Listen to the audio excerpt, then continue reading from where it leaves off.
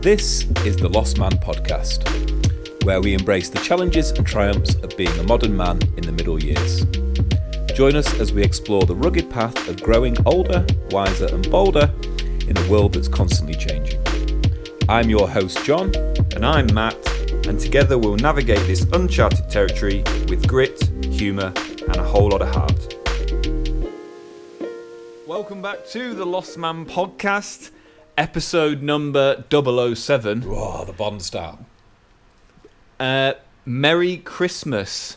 We are coming to you live and direct from the Peak District in the workshop on Boxing Day for our Christmas special. Our schedule, we did miss yesterday's upload of a Monday upload, but it was Christmas Day. Yeah. So, and the schedule over Christmas is a bit hectic, but we are going to get them in.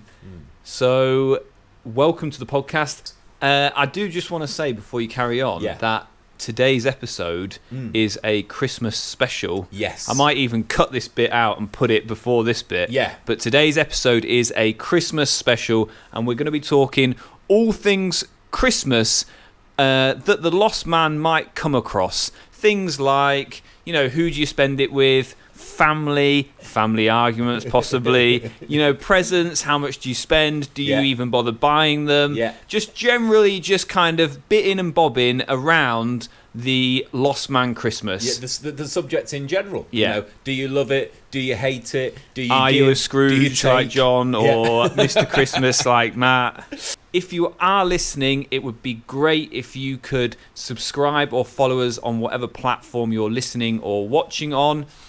It just really lets us know that people are listening, to be honest.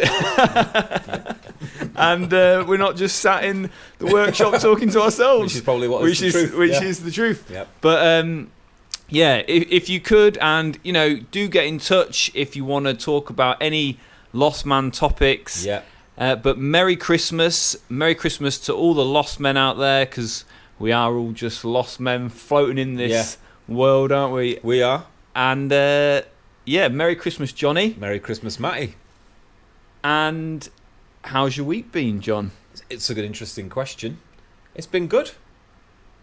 Please divulge. I will. So, it's been a good week. What's been going on this week? Obviously, finished off for Christmas from work, which was good. Yeah. So, that's been 3 weeks in the new job. It's been a baptism of fire, lots to learn, but it's almost like the perfect way to start a job. 3 weeks of intense, and then and then and everyone's on wind down. Yes, everybody's on wind down. Everyone's on wind down, so super it's like chill. Easy entrance, and then you've got I've now got a 10-day window to just sort of let that information sort of bed in a little bit. So that's that really. Yeah, it's been nice, pretty quiet. I can't even really think what I've been up to be honest with you. Not a lot. Just Stabbage cabbage. Down, doing a bit of stabbage cabbage. So, which is John's code word for gaming. That's right. Geek gaming. Well, we Stabbage Cabbage was the Diablo name. We've got to come up for a new one for our new game. What's your new game? Well, Will's calling it the Merkage Chambers, and it's not sticking as well as Stabbage Cabbage. No, Stabbage Cabbage rolls off the tongue, mate. Yeah. I would just use that as the gaming term. I think Stabbage Cabbage probably going to. I still call him up and say, "Are we ready to stab?" Yeah, and that's what the term is. I do just want to say before you carry on that today's episode is a Christmas special. Yes. I might even cut this bit out and put it before this bit. Yeah. But today's episode is a Christmas special, and we're going to be talking all things Christmas that the lost man might come across. Things like, you know, who do you spend it with? Family arguments possibly, you know, presents, how much do you spend, do you even bother buying them, just generally just kind of bitting and bobbing around the Lost Man Christmas. The subject in general. You know, do you love it, do you hate it, are you a Scrooge like John, or Mr Christmas like Matt? No, 100%. I was like, I'm a bit of a converted Scrooge this Christmas. Actually, what? So you converted to a Scrooge? No, converted from a Scrooge. From a Scrooge. Okay. A little bit. I feel actually in the same way, and I will talk more about this. when we get into the meat of it. Yeah. But I feel a bit more like Mr. Christmas. Yeah. You're like full Mr. Christmas. So maybe my Mr. Christmas has been rubbing off on you a little bit. Yeah, but things of yours do generally tend to rub on me quite a bit. I think that's probably, yeah, I mean, like you say, we'll get into it, but I think I know why that is. To finish off the how's your week been, as I said, pretty good. I've been, I think the week before Christmas or Christmas week is a nice week to just go, oh, yeah, F it. Yeah, whatever. Screw it. I'm Eat just what gonna you want, yeah, do what you want. Yeah. If you want to lie on the sofa, lie on the sofa. Yeah. And all those kinds of things. So, in that vein, it's been that kind of week for me. It's been an F it week. It's been I've also done a lot of planning and stuff like that. Things that we want to get done for next year. But yeah, generally speaking, that's what's been going on. 2 questions for you. First is, how's your week been?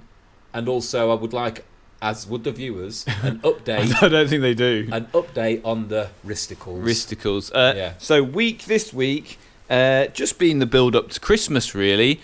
And I will talk more about that when we get into it, because I have enjoyed it. And then on side note, I suppose van life update and YouTube update. We got back I think we probably mentioned this last time. Got back from Wales, got a load of work done on the van.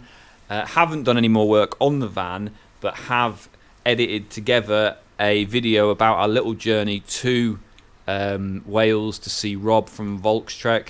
And yeah, it did all right in the first 3 days. It had a couple of thousand views. Very good. And that's definitely pointing in the right direction, isn't it? 90 plus subs from that. So in terms of that, I'm really chuffed. And that only went live a couple of days ago. So that was really positive. And then wrist-wise, it's just sore. You're not happy with it at the moment? Not happy with it at the moment. I've obviously pranged it in Wales a little bit, or for those of us that don't speak Yorkshire or whatever that. Or no, pranged is universal. Pranged. Yeah. So it's just, I just feel a little worried about it in the sense of, have I, like, mic check. Have I don't know. Have I pulled it apart? And it just certainly feels like I've pulled it apart at the moment. But didn't you go to the doctors? I know, mate, but they're only looking at it, aren't they? They've not. It's not like they've had a look inside. So I just feel a bit like, until it's, I suppose, if it settles down, until then, I just don't feel. Yeah. Just feel a bit anxious about it. And you were saying before to your wife and I, before we came in here, that this can be a topic which often will bring you to tears. I'm not getting into it. And I'm not asking you to. I'm not asking you to shed a tear. Today. But what I want to know is no. What is it that is it the kind of the, oh my god, it's not going to heal itself? That's or this hectic. It's been a hard recovery, mate. Yeah. Like physically and mentally. I can remember when you first got told, because you and I were in the car straight after the operation. You were saying how long it was that they'd said the recovery was, and it was a little bit like, well, that basically just means X amount of months off work. But it has actually taken that long, and probably will take longer than both of us thought. I like, it's still not usable. Beyond picking a empty glass up, or maybe a tin of Brewdog. Yeah, it's not. That's the limit of it. So, but I don't want to get into it today. It's. I want to have a nice positive, a merry podcast, poddy. Merry poddy. So all in all, a positive week. And as if you're watching, you'll be able to see we've made a little bit of. Oh, mate, I left the Christmas tree on the buckets. Oh, run and get. No, okay, no. But a little bit of effort with the fairy lights, a meat platter, and a beer. And I think John's got a gin or a. I've got a fake gin, so 0% gin and tonic. I've got Cheers, brother. I've got a Brewdog. Cheers, nice. Brother. 4%. 4% brewy. I love the Brewdog. I'll do this so you can hear. Yeah, nice. Christmas can opening. It's only $12.50 on Boxing Day. That's what Christmas is all about, isn't it? So it has been a decent week, I think, for both of us, and it has been Christmas, and I think let's lean straight into that. I think, lean straight into it. I think a nice place to start, if it's okay with you, is because how old now? Nearly 2. 2 in a couple of months. So obviously you have had a Christmas with him before. Had a Christmas, but he was just a little worm then, wasn't he? Just worming about. Yeah. So he didn't. Yeah. Oh, I've got to take the name out. No names. Oh right. Okay. Yeah. No more. No, don't do it. No birth dates. So I'm not a big celebrator of Christmas, birthdays. Like, I hate my birthday, really. Not hate it, but not a big fan of. But I have to say, this year it's been truly special. It's been probably my most memorable and just happiest and nicest Christmas, despite having a load of stuff going on with wrist and watch, that's stressing you out. But just probably the Christmas I've felt most, actually, that's it. The Christmas I've felt most excited about, probably since I was a kid. Lovely. And it's just, having a little kid, it just, I don't know if it brings it all back, but it's just trying to make them happy and, I suppose it makes it magical again, doesn't it? Yeah. And you can kind of get behind the whole Santa thing. Yeah, the whole lie, the whole big lie. And it's not, and it's not just wrapping presents for your girlfriend or your wife or your parents. It's actually like something really, so joyous. Yeah, it's so joyous. And it's just, I said to my dad the other day, or yesterday actually, when I spoke to him, I said that it was like it's like a life, obviously if you want to have kids, it's like a life goal or like a life achievement on your life skill tree. Yeah. It's like getting to one of those badges or ticking one of those things off the list because Christmas with kids. Christmas with your first proper Christmas, where they start to understand, and it's just and with your firstborn, I guess, as well. I mean, I might change that if we've got another one. Yeah.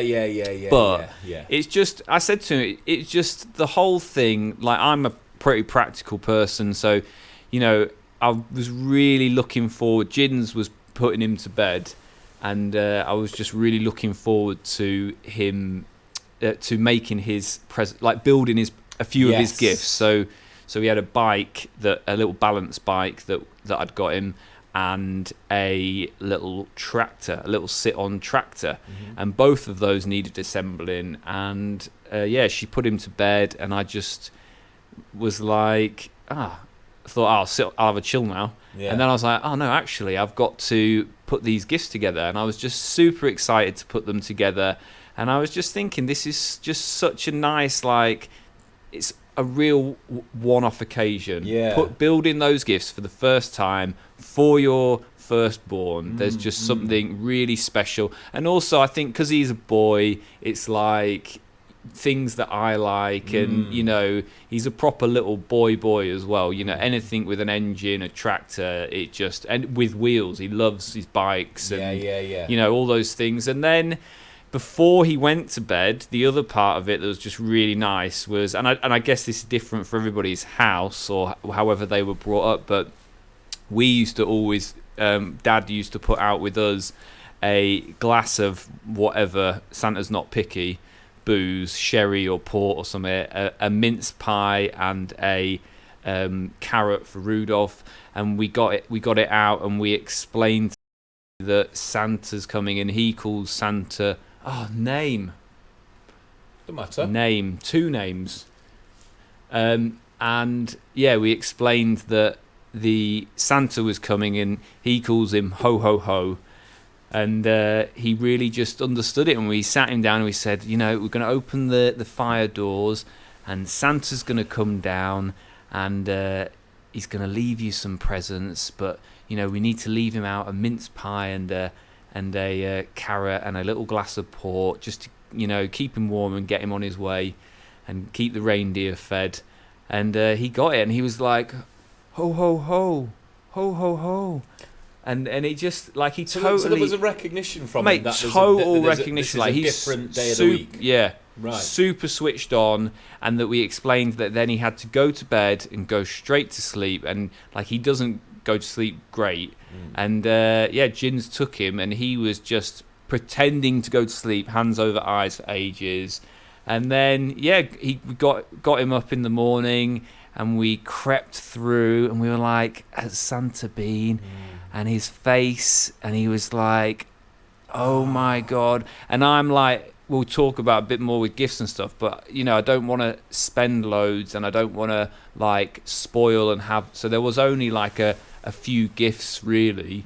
And I think with kids at that age, it's obviously they like quantity of gifts and size of gifts. So tractor, and he just was super excited and really got it, mate. Yeah. Which I think for a sub 2 is probably pretty good. I'm not sure they'd all get it. And it was honestly the nicest Christmas morning I've had probably since being a kid myself. Yeah. And I think gifting is a good subject to cover, because for him at 2 or just under 2, is he appreciating what's beneath the wrapping paper, or is he just happy to open the wrapping paper? And was that all, or is it layered? Was it exciting to open the wrapping paper and then great to also have the gift? Yeah, I think with one thing I'd say is he was patient and wasn't ripping through everything.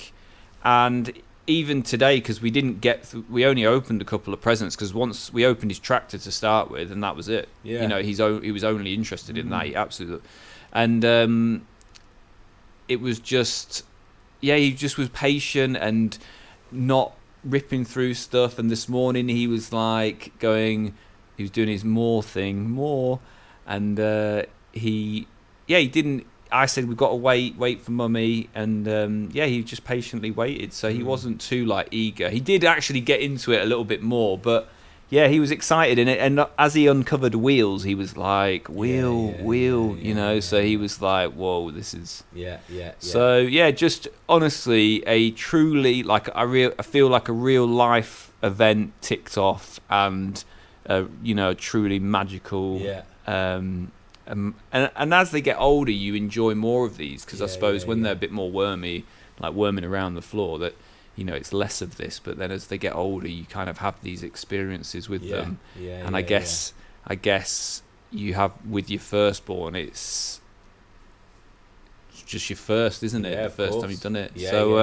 And did you get a lot of gifts as you were I think when I was younger, I got a main gift, which would probably be, a stereo, a bike, or something like that. Probably £200 or £300 worth of something, and then I don't know, a handful of smaller gifts and a stocking. I'd get a stocking. Oh, that's quite. I think that sounds quite hectic. Yeah. We didn't. We was. It was quite when me and my brother, I suppose, were younger. My dad, in his career, I don't think we had loads of money.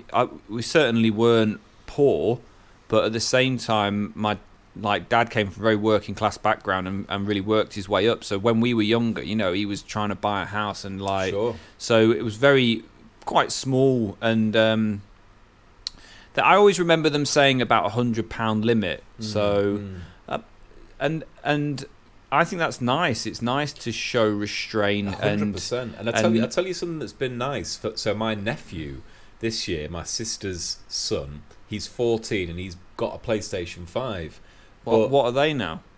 480 or something. That's still a lot of money. Well, no, but listen, the thing is he's saved up of his own money. Oh, nice. £240. Yeah, that's good. And he was going to buy it with the rest. So basically, so all the family have been asked to give him money for Christmas. Yeah. So he didn't even wake up to his PlayStation 5. Yeah. He was okay with that. Yeah. So he's in a position where he's getting money off family and friends, and they'll obviously make up the difference. He's saved up a little bit of his own. So I think there's two really good lessons there. The first one is that he's saved up to go and buy this gift.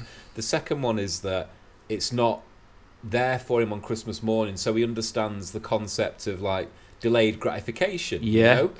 Waiting for the money to come in, and I think that's a good thing. On Boxing Day or something like that. And it works. And he's saved that up over a period of time. Yeah. So it's like he's probably been saving up for 6 months or more. Yeah. Maybe since his birthday or maybe last year, and then he's worked his way up. Mate, I think that's a great thing, and I think it's important not to, over spoil kids on those days. We certainly weren't overspoiled. Mate, my PlayStation, I've owned every PlayStation except for the new one. I haven't got it. And I would say no more stabbage for Matt. Yeah, whatever. I wouldn't buy it now anyway because I've got the puck. Yeah. I've got the PC. If I do want to hop on the gaming with you. You were saying you were going to get one with the driving unit. I would fancy it. Yeah, maybe a little sim when we've done when this we place set up. Podcast studio. Anyway, but I bought all those myself. Yeah. That they were not within the Christmas budget. Yeah. So I saved up for them, and I'm sure Mum and Dad helped me out. I saved up for a big hi-fi. I saved up for the big TV. I say big; it was probably like 24 inches when we were younger. And I saved up for all my PlayStations and stuff. So maybe that's why because I'm nowhere near as good with finances as you are, and I can't remember any of those kinds of things. I don't remember any of those. We had, I think I remember £100 limit on like a single gift. Yeah.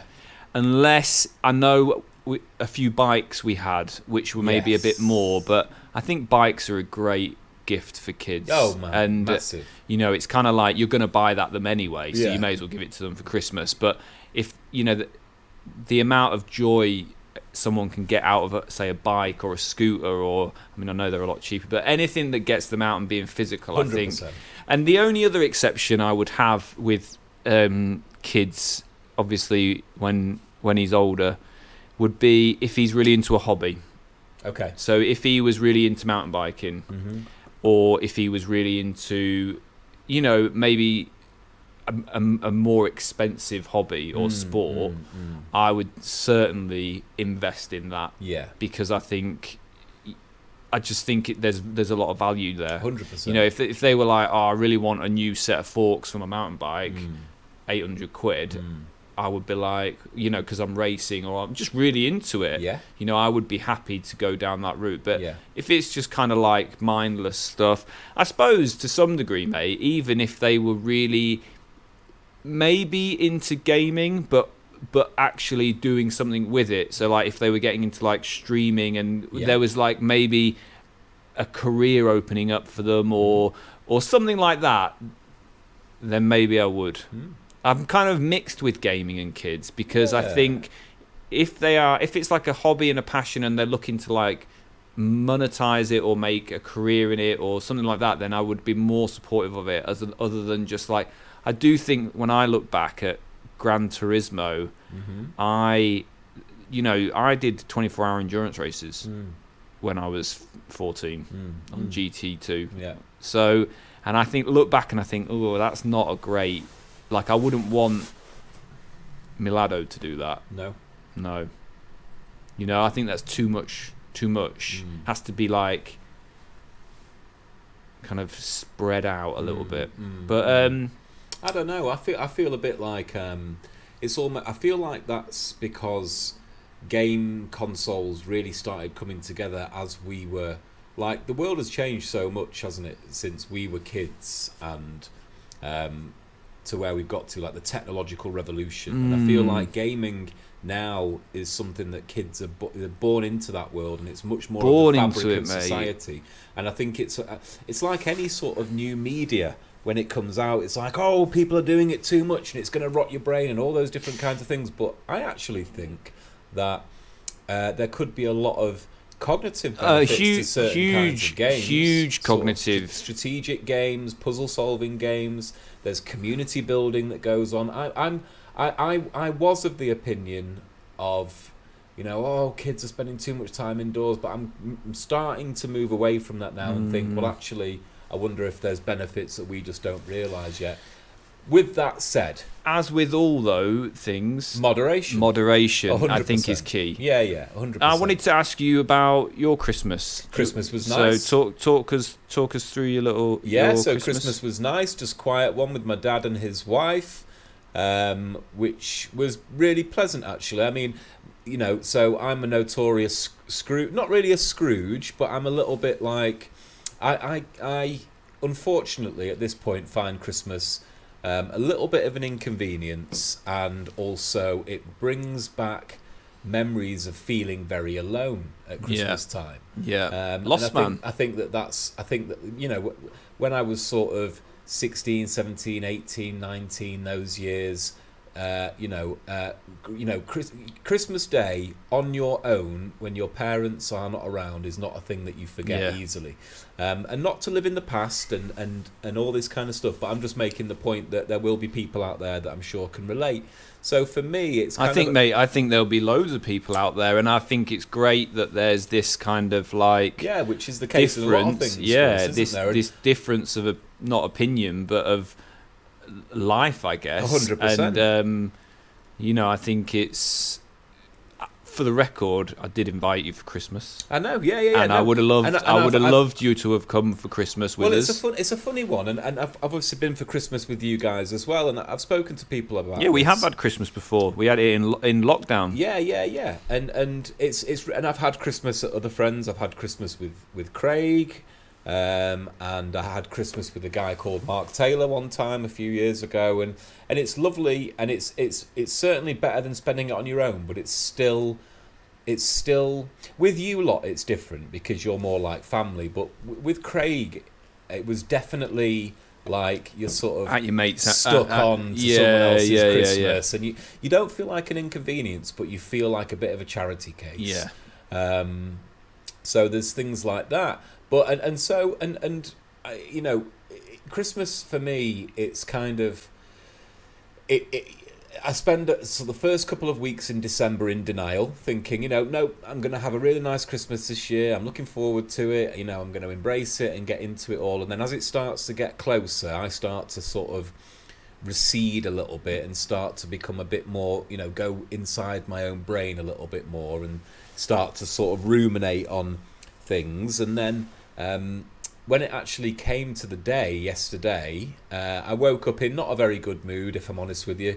But then I sat behind the computer and do what I do when I'm not in a good mood, which is plan for the future. What am I going to do? What targets am I putting in place? What things am I working towards? Because as we've said on this podcast before, when we're in our most depressed moments, it tends to be because we've not got that thing that's compounding. So for me, a solution to feeling down is start the engines. Right, well, what are we going to do? What am I looking forward to? Like, what do am I feeling productive? Exactly that. So did that and spent the morning doing that. So wrote my entire training program for 2024, spreadsheeted it up, put all the milestones in place that I wanted to work towards, and I feel because it took me about 4.5 hours to sit down with it and work and plot it all out.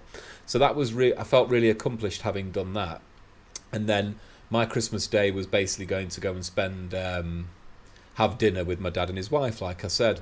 And in the whole run up to it, it was a little bit like not forced fun, but it was just a bit like, as I say, people out there will know what I mean when I say this, which is there's no time that makes you feel more alone than Christmas Day.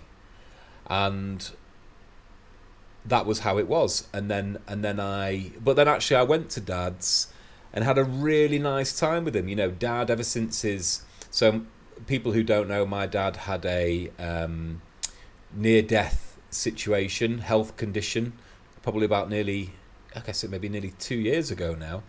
And he's really started big old operation, big old heart. And he's really started to.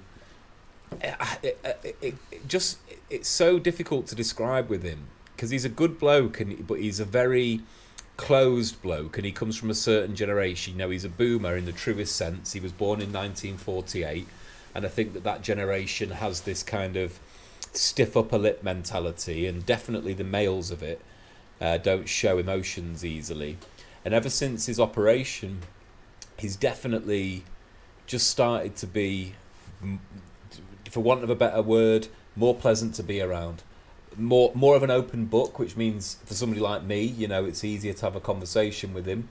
So he sounds like he's softened. He's definitely like, softened. He sounds like, I've met him before, but I don't really know him. But from your kind of chatting with you, it sounds like he has kind of he was a very closed book, very I guess what older blokes are like, you know, closed off, don't talk about your feelings, don't talk about anything really.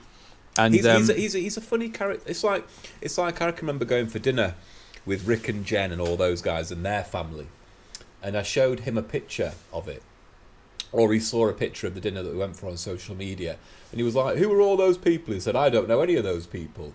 And I said to him, "Dad," I said, "if any one person in my friendship circle walked past you in the street, you wouldn't know who they were from the next person."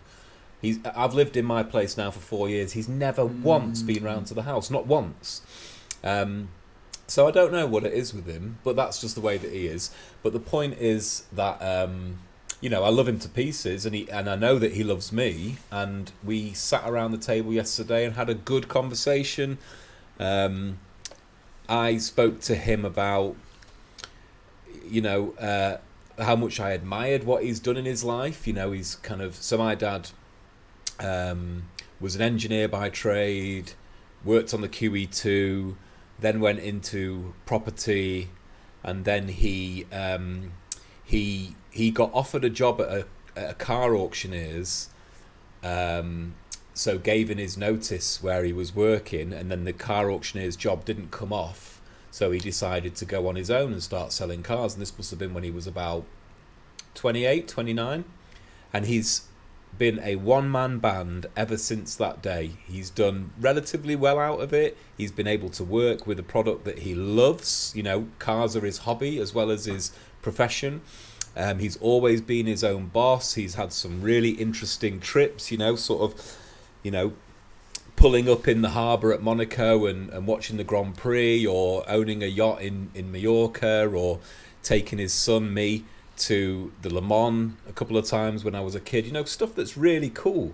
And when I actually step back and think about it, because he really beats himself up, and I'm like, hang on a minute, you've been able to work with something that you love. You know, there's that saying, isn't there? If you do something that you love, then you'll never work a day in your life. I'm not saying that it's been easy for him, and he's had loads of ups and downs, but haven't we all?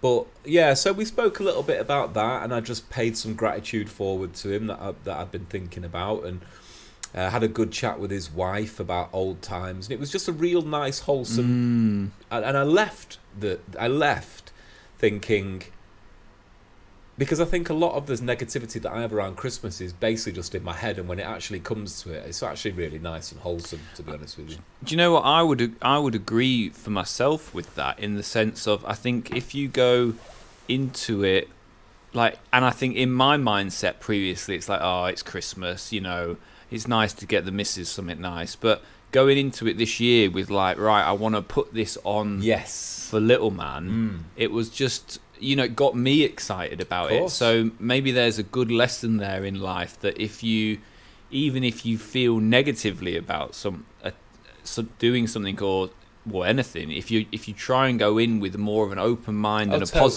a positive mind to it, actually it can, you know, really be nice or transformative. Or well, there's a saying that also says, I've had lots of problems in my life. Most of them never happened. Have you heard that before? Mate, which is gosh, a great saying, if anything could relate to me, half the time, that is it. 100%. And when so I'm going through, for people who don't know, I'm going through a 12-session course of CBT therapy at the moment through the NHS.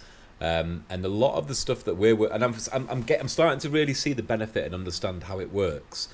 And I think what I'm getting out of it at the moment is the things that we're focusing on at the moment are, with Beth, the girl who the professional who I'm working with, are, you know, Well, first of all, it's about stopping yourself and saying, what would life be like if I didn't think in a certain pattern, or if I didn't, do a certain thing, whatever that might be.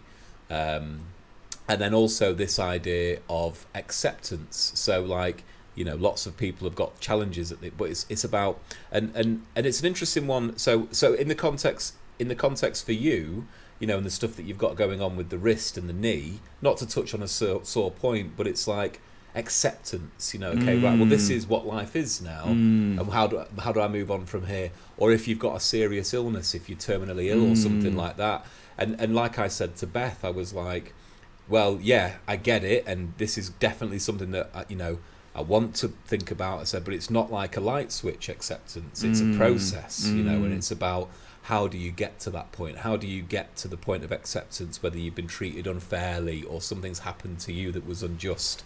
But anyway, back to what we were saying. Yeah, I think you're 100% correct. And that saying, I've had a lot of problems in my life, most of them never happened. And I kind of wonder about this and like how much bandwidth, especially me, how much bandwidth do I waste? Does it take up, mate? Mate, you're telling me, yeah.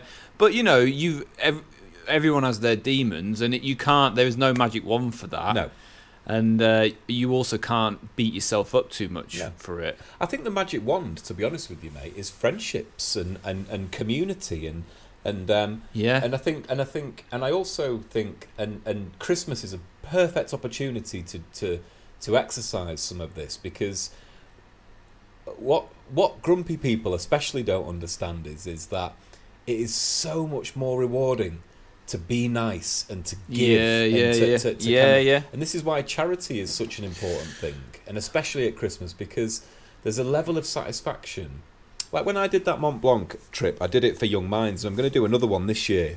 There's a mountain in Transylvania that I'm going to go and trek around, and I'm going to do that for Young Minds as well.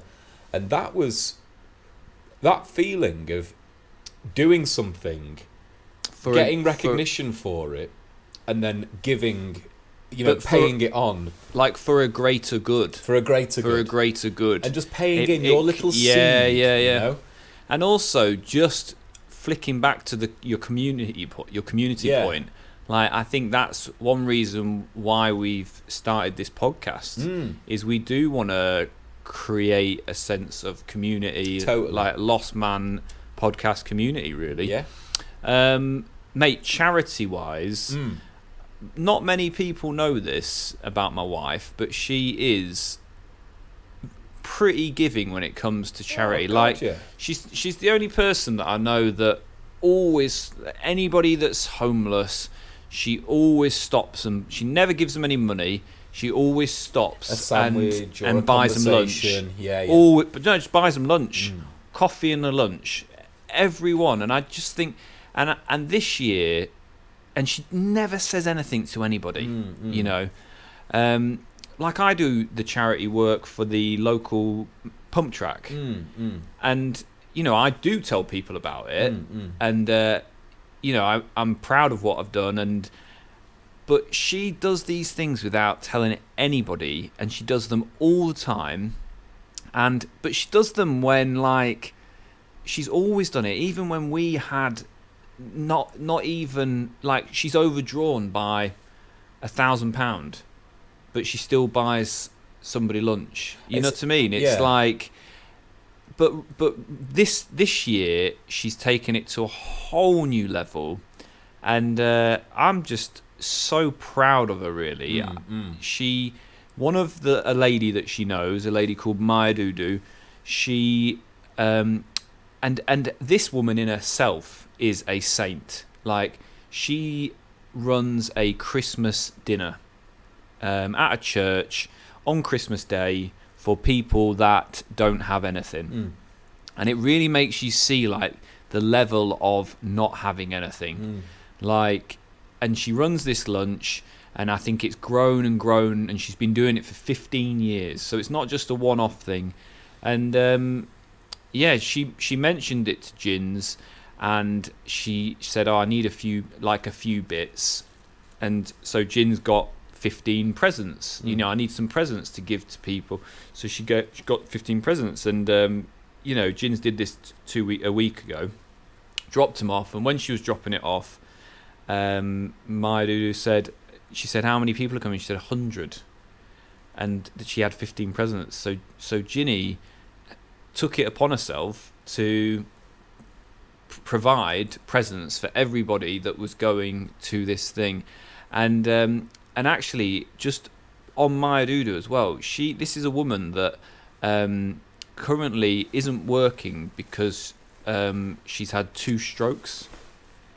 So I don't know a lot about strokes, but I know they affect people differently. But she had to stop working in Pretty court. severe. Yeah, she worked in court, and she had to stop because people thought they couldn't understand her because her like language has suffered, her comprehension, but also like how quickly she can understand it. But I think it's just how quickly she takes time to process it. So throughout all of this, and having a kid and doing all these things, she's still putting on this event at Christmas. And and so she said to Jins, there's now, it was 70, there's now 100 people coming, and Jim was like, right, don't worry, I will sort the presents. So she came home and she ordered a load of random presents, but not just like one thing. She ordered different things for different age ranges. So like young children, boy and girl, teenagers, boy and girl, adults, male and female. And then over and that literally was this week at the start of the week. So it all arrived, and even I got that, what you were saying about that, just giving a little bit back. So like this week we have just been wrapping presents for like 2 days solidly, and what she did was make little bundles of things. So some of them were like kids' toys and stuff like that, but then I guess for older people it was just things like hats, gloves, some body wash, deodorant, just little things, and like some nice things like little coffee mug, like thermos coffee mugs and stuff like that. And the people that go come from all walks of life, and for whatever reason they either can't afford to eat or put Christmas dinner on or afford presents. But I just think obviously big shout out to Maya Dudu for putting it on and being there on Christmas Day and doing all those things.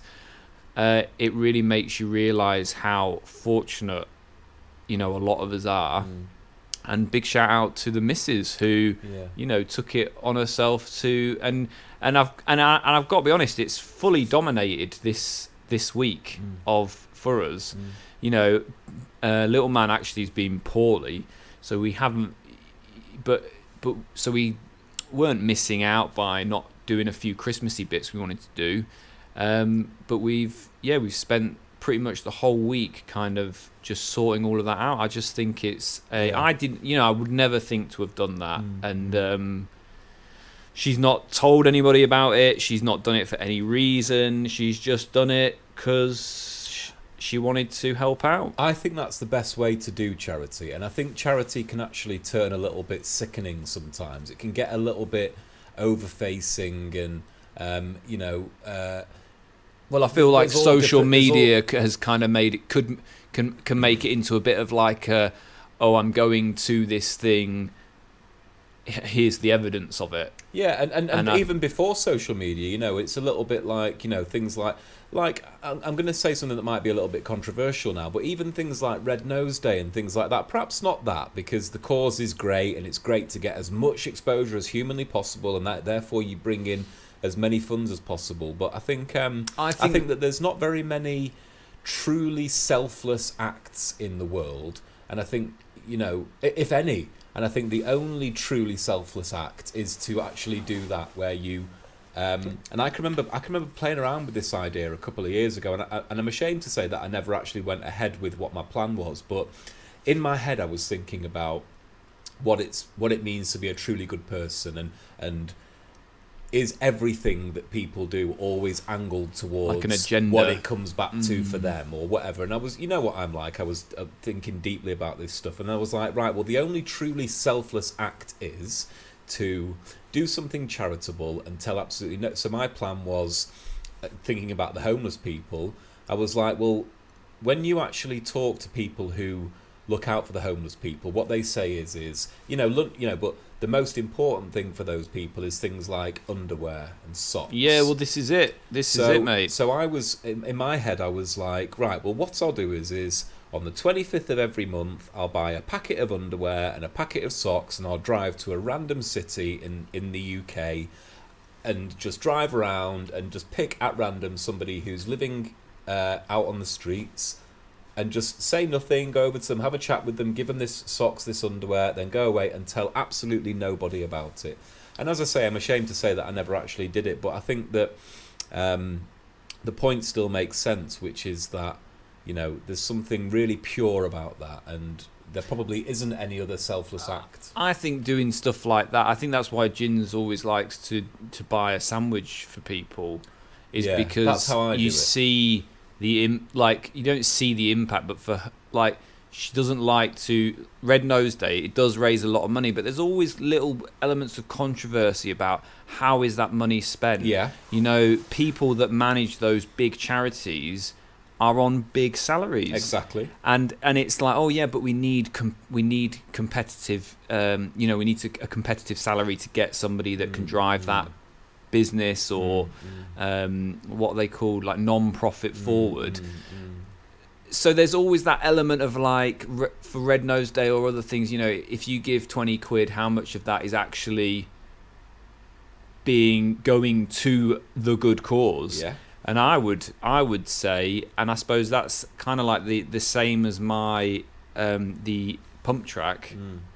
I've not really given any money to that, but I have given a lot of time over the last 6 years to it, and I can see a direct impact of that. And I would urge people, if they want to be charitable, is to give your time and give your time is a great give one. your time and do things where you directly see an impact. Go and help out at something. Go and organise something, because I think I think it will have a bigger impact, and it will give you a personal sense of well-being that maybe chucking someone 20 quid wouldn't. I think giving your time is a great one, but I think there's a lot of people who might be stuck for time, and I think another good way is to, and this is so for me, what happened was why I started thinking about that, is there a truly selfless act, was because I'd just done something for charity, and when I came back, I think one of my friends had cracked a joke about why he hadn't sponsored me, and he said, well, why would I pay you to go and do something that you really enjoy doing? And he sort of cracked this joke about it, and I was like, yeah, but that's not really the point, is it? But anyway, so that led me to start thinking, well, has he got a point? Yeah, was I doing it for that, or honest, was I doing it for myself? I kind of do feel a little bit like that. Like, obviously, working in a school, I have sponsored probably hundreds of things in 15 years. Yeah. Because kids are always coming to you, staff, school, and some of them, I am a bit like, oh, I'm doing a skydive for charity. Yeah. No, you're doing a skydive for yourself, and you're making the charity maybe pay for it, or using that maybe as a vessel to achieve that bucket list activity or something. Or to fly a flag and go, look how charitable I am, and be a little bit not sick about it, but a bit shallow about it. I'm not denying that raising money is a good thing, but I do feel like there could be a more impactful way of being charitable. But what I was going to go on to say was, if you can't give your time, for me personally, I would much prefer to spend some time and think about a charity that's close to your heart. And it may be the case that Marie Curie or the cancer research is the one that's close to your heart, and if it is, then go for it. But for me, all those ones have got lots and lots of funding anyway, and then you start to get these blurred lines with the management that we were talking about before. So I chose a charity, and I did a lot of research around it, and this is the kind of message that I'm passing on, which is look in your local area. Think about if we're talking about communities again, what your community needs. And for me, I started thinking about mental health in young people in the Manchester area, and it spread out further than the Manchester area. But the charity that I chose was a charity called Young Minds, and I suppose this is a bit of a plug for those guys, because they do good work. And what the point of Young Minds is it's about educating people of authority, such as teachers and parents, who are on the front line with our youth, how to spot the early stages of mental health problems. Because I think that there's ways that you can pay a different kind of attention to those kids, so that they aren't just flapping around. Like I felt as a kid, like I was flapping around a lot in the wind, and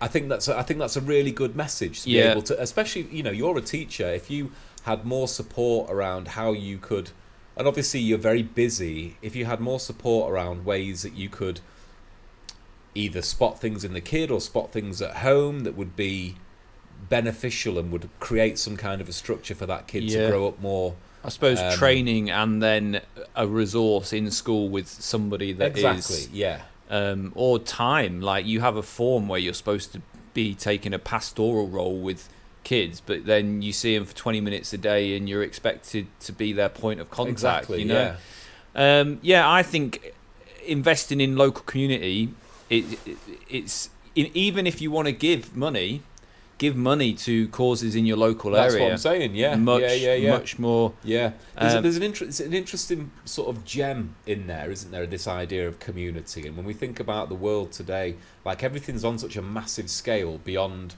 what is within the realms of us being able to control anything. And I think that's got a lot to do with a lot of the mental health problems. Everything's so out of control, but when you actually dial it back, wild world, mate. I think it's a wild world. I think there's something really kind of quite beautiful about just focus on your community, your local circle, and think big, act small.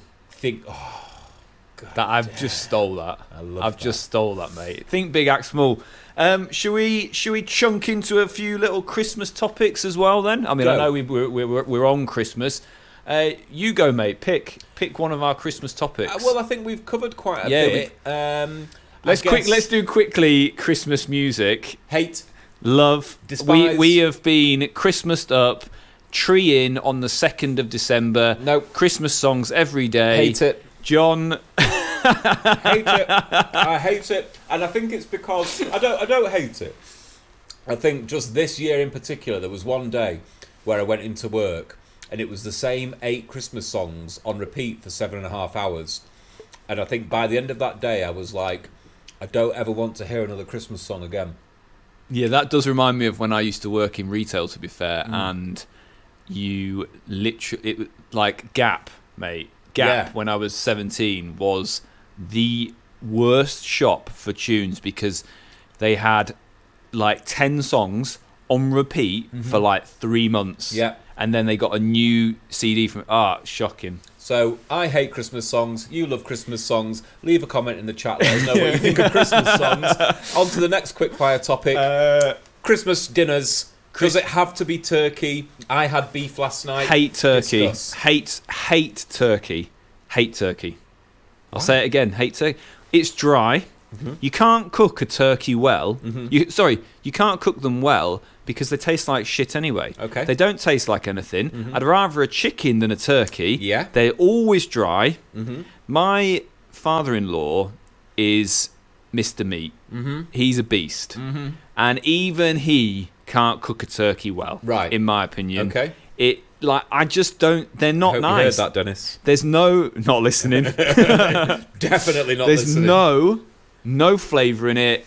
It's horrible. The only thing you should be having for Christmas is rib beef. Yeah. Now, I mean, that's my favourite cut of meat. And I think when we talk about communities, our community, it's fair to say that I think everybody within thinks the prime rib is the best bit of meat. Rib and beef I agree with that. However, I do love turkey. Why? I like the tradition of it. I actually quite like the taste of it. No. And I quite like it. Why do you think bodybuilders eat it? Because it's got no... Bodybuilders eat it because it's got no fat in it. It's a lean meat. Yeah. What does fat create? Yeah, of course. Flavour. Yeah, I know that. Understood. But it's a good thing that goes well with all the accoutrements of Christmas dinner. The sprouts, the gravy, the cranberry sauce. And what I particularly love about turkey is a turkey, salt and coleslaw sandwich on Boxing Day. Don't ask me why. But do you know me, what? I would actually say bit of nourishment. A turkey sandwich on Boxing Day. Yeah. With shitloads of mayonnaise, because that's what it needs to be nice. Yeah. And to be not dry. And cranberry, is bearable. I tell you what's even better, a Boxing Day rib beef sandwich. I agree. With a little bit of Dijon mustard. I agree. I was going to get us rib beef this year. We've got a nice leg of lamb. We had rib beef yesterday. Yeah. Well, that's why I didn't. Mega. Yeah, mate, lamb's nice. Got a nice lamb leg is of much lamb. Nicer. Yeah. Chicken's nicer, mate. Yeah. A well-cooked chicken is nicer than turkey. A nice leg I'm not of a big lamb. fan of like gooses, and I don't really like gooses and various other gamey kind of birds. Not a fan of those. Do you remember that thing? Duck's all right. I nearly bought a whole duck actually. Yeah. But it didn't look like they're so enough fatty meat. though, mate. They're so fat. They're almost be at the other end of the spectrum. Yeah, too much fat. Do you remember it was a bit of a craze a few years ago, wasn't it, to have like as many birds in one roast, like 25 bird roast, and it was layers of different birds. Yeah, like a bird in a bird. In a bird in a bird. It was like 6 birds, but you were fancy if you had a 6 bird roast. Yeah. So so quick fire question number 2. So we've established I hate Christmas music, you love Christmas music. Yeah. I love turkey. You hate turkey. Yeah. Perhaps one of these days we'll find something that we agree on. Yes, having been common best ground. friends for 20 years. Common ground. What else should we do? When does Christmas need to stop? When does Christmas need to start? It's a good question. I think Christmas can start, for me, on the 24th of December. And it can end at midnight, 25th of December. I think 20... Do you know what's nice about when you do your house up a little bit with Christmas crap? Go on. It just, it's like literally December, it's pissed it down. Yeah. It has been miserable. Mm-hmm. So the house, we've got a few lights. We've not gone mad on decoration, just lights. Lights out, a few fake Christmas like Christmas light trees, if that makes sense. Outside, Christmas arch, like lights on the porch.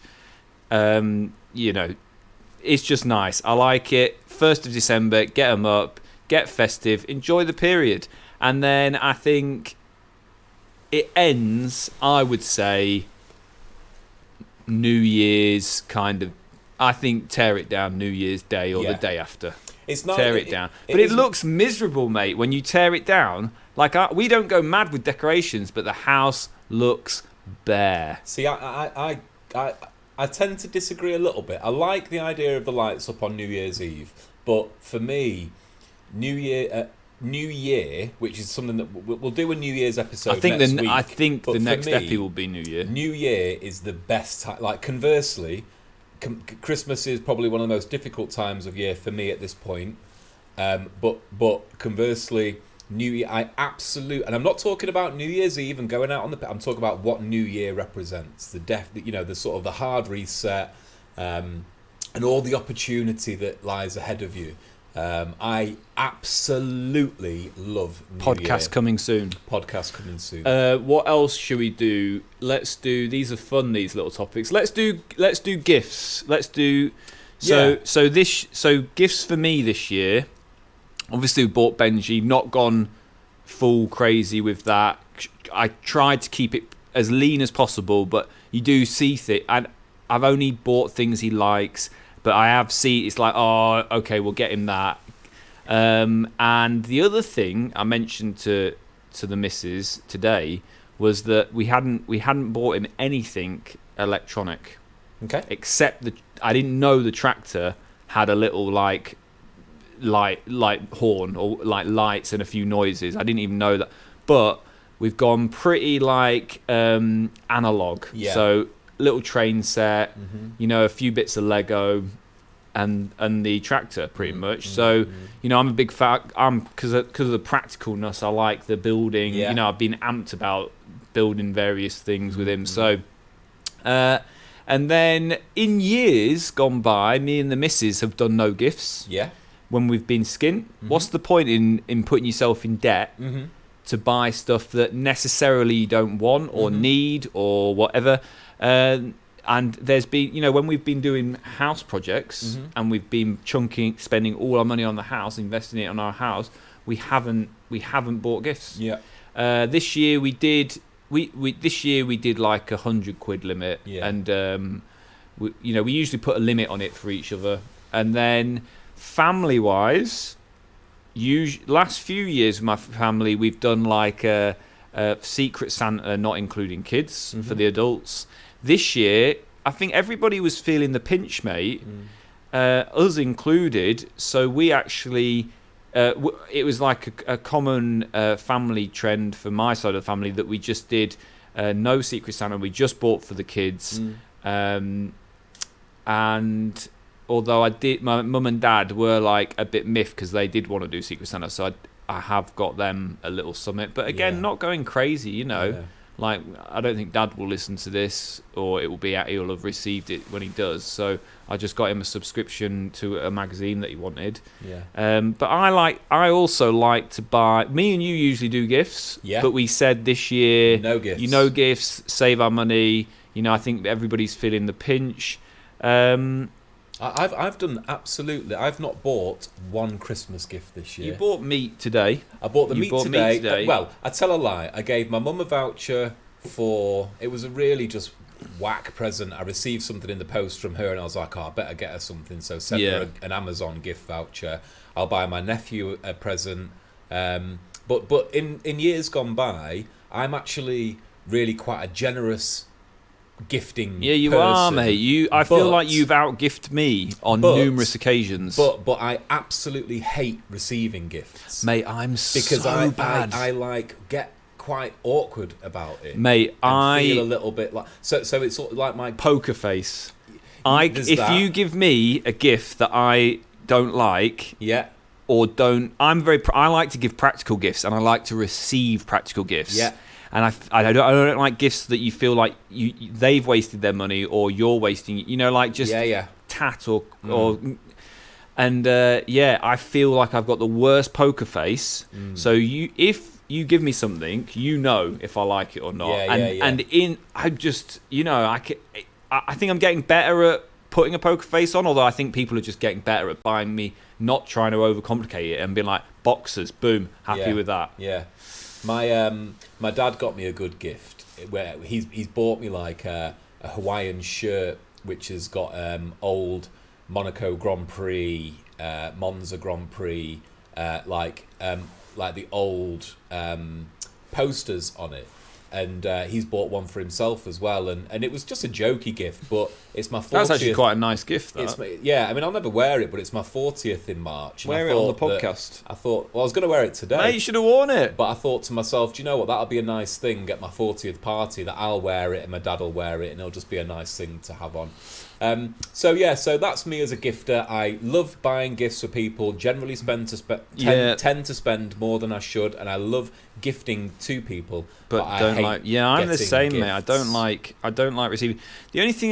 My only caveat about gifting, I do like buying stuff for people, unless it's like I don't. If it's just kind of tat or nonsense, If I don't feel like there's value in it, I don't really like. Yeah. I'm like, well, it's just a waste of money. Yeah. It's a waste of money, and it's just going to end up in some landfill, kind of like if you just throw it out. Should presents ticked off? I think the podcast is ticked off. And we should give people the gift of time back, because we've spoken about gifts, food, music. We've not spoken about the pressures of drinking at Christmas, and I don't think we need to go into that. It feels like a bit of a heavy topic. I feel a bit jaded today because I had a few beers yesterday, but nothing hectic. we haven't gone into families at Christmas, but that probably would be... I think we have. I think we spend a lot of time focusing on when we had our deep moment in the middle of the podcast, and we were talking about... That's where my head was at. Yeah, was mate, we'll about call families. So, Merry Christmas. Merry Christmas indeed. Happy New Year, although we might catch you just before New Year. Yeah. Thank you for listening. Thank you for watching. Yeah. Do subscribe. Do become part of the Lost Man community. It's a good community to be part of. Do hit us up in the comments and let us know, as always, if there's any topics you want to talk about, any Lost Man topics. Or just what your opinion is on what it is that we're doing. Are we doing a good job of it? Are we doing a bad job of it? What would you like to see more of? What would you like to see less of? Yeah. And, give us a hand, because we're just making it up as we go along, and we are essentially doing it, yes, for ourselves, but as Matt said, for our community as well. I'm enjoying it, though. It's good fun, mate. I look forward to it. I really look fun. forward to it. Merry Christmas, Johnny. Cheers, brother. Merry Christmas to you too. Peace. This is the Lost Man podcast, where we embrace the challenges and triumphs of being a modern man in the middle years. Join us as we explore the rugged path of growing older, wiser and bolder in a world that's constantly changing. I'm your host, John. And I'm Matt. And together we'll navigate this uncharted territory with grit, humour and a whole lot of heart.